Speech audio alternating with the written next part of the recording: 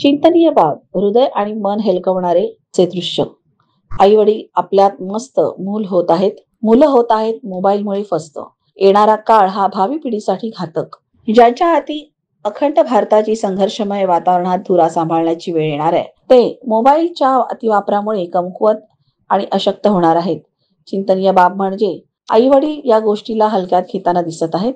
या दुर्लक्षामुळे कितीतरी पालकांना नको त्या गोष्टीला सामोरे जावे लागते. आता तरी सावध व्हा. आपल्या पाल्यांना सांभाळा, नाहीतर आपले भविष्य अंधकारमय असेल यात शंका नाही. कटू जरी असले तर वास्तव आणि सत्य पण आहे. जनहित मध्ये जारी, माऊली फिटनेस कन्सल्टन्सी, अकोला.